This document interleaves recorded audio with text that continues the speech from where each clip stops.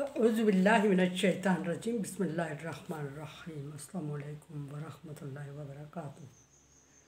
सूरह नूर है मेरे सामने और सूरह नूर की आयत नंबर 26 है, पारा नंबर 18 है और रुकू नंबर 9 है। सूरह नूर की आयत नंबर 25 में अल्लाह तबारक व तआला ने अजर का ज़िक्र फरमाया और अजर हर नेक और बद दोनों का अजर होता है। अजर का मानी बदला, फरमाया कि क़यामत के दिन पूरा पूरा बदला दिया जाएगा हर एक को। ये नहीं फरमाया कि नेक काम करने वालों को ही बदला दिया जाएगा, बल्कि बुराई करने वालों को भी। यहाँ चूँकि आयत चल रही है बोतानबाजी के बारे में, ये ज़ाहिर है बुरा फ़ेल है, माशरे में बेचैनी और बदमज़गी का सबब होता है और पाक दामन पर तोहमत लगाई गई, उसके ज़िक्र चल रहा आयत नंबर 11 से। और उसके बारे में अल्लाह तबारक व तआला ने यहाँ फरमाया आयत नंबर 25 तक पहुँचते हुए फरमाया कि क़यामत के दिन हर एक चीज़ का पूरा पूरा बदला दिया जाएगा। और ये नहीं कि कहला के दे दिला के फ़ारग हो जाओगे, बल्कि अल्लाह तबारक व तआला के यहाँ पूरा हिसाब और तुम्हारा अपना ही जिस्म अपने ख़िलाफ़ गवाही देगा।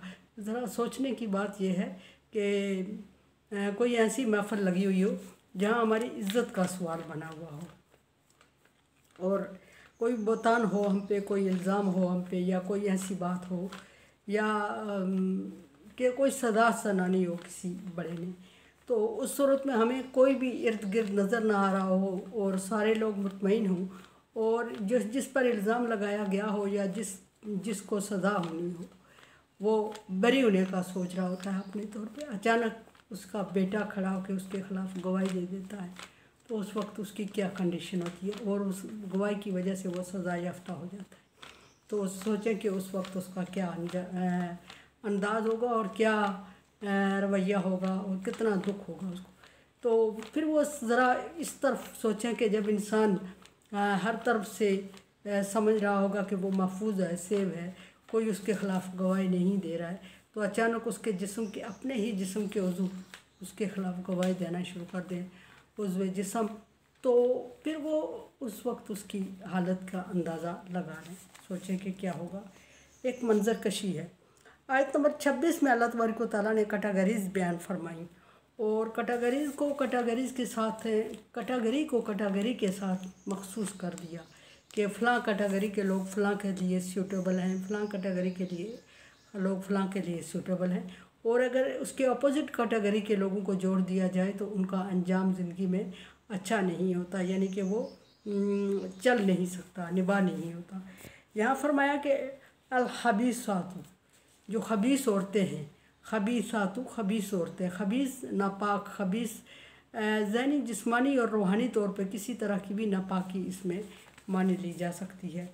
खबीस औरतें लिल खबीसीन, खबीस मर्दों के लिए हैं, यानी अगर शादी की जाए, निकाह के लिए मखसूस किया जाए तो जिस तरह की कैटेगरी की औरतें होंगी उसी तरह की कैटेगरी के वहाँ मर्द उनके लिए मखसूस किए जाएं और तरजीह दी जाए, और जिस तरह के मर्द होंगे उसी तरह की औरतों को उनके हम पल्ला होने के लिए, हम पल्ला औरतों को, ये भी एक अल्लाह तबारक व तआला की तरफ से पाबंदी लगाई गई है। और फरमाया कि अल खबीसातु लिल खबीसीन, खबीस औरतें खबीस मर्दों के लिए हैं, वल खबीसूना लिल खबीसात, और इसी तरह खबीस जो मर्द हैं, खबीस से मुराद शैतानी ज़हनियत रखने वाले मर्द हैं, लिल खबीसात वो अपनी ही जैसी खबीस औरतों के लिए मखसूस किए गए हैं अल्लाह की तरफ से। और दुनिया में भी अगर किसी को फ़ैसला करना हो तो वो उसी कैटेगरी के लोगों को मिलाए। फरमाया कि वह तय्यबात उलित तय्यबीन, और जो तय्यब और पाकीज़ा मर्द औरतें होती हैं,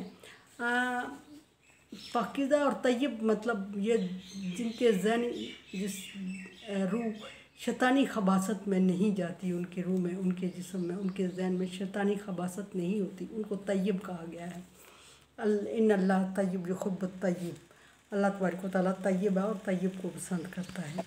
सो फरमाया कि लिल व तय्यबात लित तय्यबीन, और इसी तरह पाकीज़ा औरतें जो होती हैं लित तय्यबीन पाकीज़ा मर्दों के लिए हैं, व तय्यबून और पाकीज़ा जो मर्द हैं लित तय्यबात वो पाकीज़ा औरतों के लिए हैं। अच्छा, पाकीज़ा मर्द और पाकीज़ा औरतों के लिए अल्लाह तबारक व तआला ने पहले औरत को ज़िक्र फरमाया।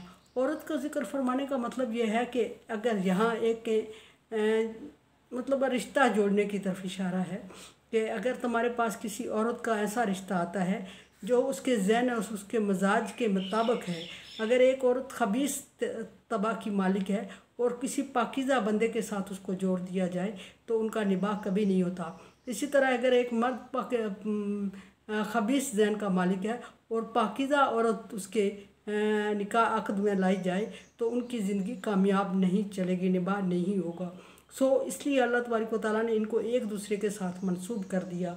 इसी तरह अगर पाकीज़ा औरत के लिए और पहले औरत को ज़िक्र करने का मतलब ये है कि अगर औरत का कोई ऐसा रिश्ता आता है जो उसके मजाज उसकी फ़ितरत के मुताबिक हो तो ही उसके इंतखाब करें। अगर उसके मजाज के अपोज़िट आ रहा है कोई तो वो फिर इंतखाब आप करेंगे तो वो इंतखाब हम पल्ला ना होने की वजह से निबाह ज़्यादा अरसे तक नहीं चलेगा। इसका मतलब यह है कि औरतों को भी पूरा पूरा हक़ दिया गया है कि वो अपने ही जैसे अपनी ही फितरत के मुताबिक अपनी ज़िंदगी का इंतखाब करें। जिस तरह के आजकल भी बहुत एरिया में ऐसा देखा जाता है कि जबरन पकड़ के जोड़ दिया जाता है और इंसान की फितरत और तबीयत नहीं देखी जाती और आदतें नहीं देखी जाती और हुस्न बच्ची की आदत की या परवाह किए बगैर उसको किसी ऐसी जगह पे मंसूब कर दिया जाता है जो शैतान और शर पसंद लोग होते हैं। तो वो उसको अपनी तरफ फेरने में कामयाब हो गए तो भी तबाही होगी और अगर ना कामयाब हुए तो भी घराना टूट जाता है। अल्लाह तबारक व तआला ने इस कैटेगरी का खुद ख्याल रखा और फरमा दिया उलाइका मुबर्रऊना मिम्मा यक़ूलूना, और वो लोग जो मुबर्रा होते हैं जो उन चीज़ों से, उन इल्ज़ामात से जो ये उन पर लगाते हैं। क्या मतलब? वो लोग जो पाकीज़ा होते हैं उन बहतान उन इल्ज़ामात से जो वो उन पर लगाते हैं। यानी आयत नंबर 11 से चल रहा है कि मुनाफिक लोगों ने पाकीज़ा औरत पर इल्ज़ाम बहतान लगाया। उसको ज़िक्र किया कि वो और लोग जो कि मर्द हों या औरतें पाकीज़ा होते हैं, मुबर्रा होते हैं उन चीज़ों से जो उन पर जोड़ दी जाती हैं, उनके साथ मंसूब कर दी जाती हैं बातें, उन पर इल्ज़ामात और बहतान लगा दिए जाते हैं। लहुम मग़फ़िरतन, उनके लिए अल्लाह तबारक व तआला ने बख्शिश रखी है। यानी ये लोग जो उन पर जितने इल्ज़ामात लगाए जा रहे होते हैं उसके मुकाबले में उनके गुनाह बख्शे जा रहे होते हैं। पीछे भी अल्लाह तबारक व तआला ने आयत में फरमाया कि मत समझे कि ये इनके इल्ज़ामात आपके हक़ में बुरे हैं, बल्कि ये समझे कि इनके जो इल्ज़ामात हैं ये आपके हक़ में बेहतर हैं। क्या मतलब? इल्ज़ामात आपके एक तरफ तो इस इंसान की इज़्ज़त गई, वो रुसवा हुआ, ज़लील हुआ, माशरे में मुँह दिखाने के काबिल नहीं रहा। दूसरी तरफ अल्लाह तबारक व तआला ने फरमा दिया कि उनके इल्ज़ामात आपके लिए आपके हक़ में बेहतर हैं। तो मतलब ये कि उनकी नेकियां बढ़ती जा रही होती हैं और जो इल्ज़ामात लगा रहे होते हैं उनके गुनाह बढ़ते जा रहे होते हैं। दूसरी सूरत में इल्ज़ामात लगाने वाले के नेक अमाल सारे जिस पर इल्ज़ाम लगाया गया उसके खाते में डाले जा रहे होते हैं और जिस पर इल्ज़ाम लगाया जाता है उसके गुनाह, उसकी कोताहियाँ सारी इल्ज़ाम लगाने वाले पे डाली जा रही होती हैं। सौदा घाटे का नहीं है लेकिन बर्दाश्त करना मुश्किल है। फरमाया कि उसके लिए दो, जिस पर इल्ज़ाम लगाया जाता है और वो उस चीज़ से मुबर्रा होता है, वो बेपरवाह होता है, गाफिल होता है, उसको परवाह ही नहीं होती, उसको इनसे उसकी चीज़ों की तरफ रुझान ही नहीं होता उसका, तो उसके लिए अल्लाह तबारक व तआला ने दो इनामात ज़िक्र किए।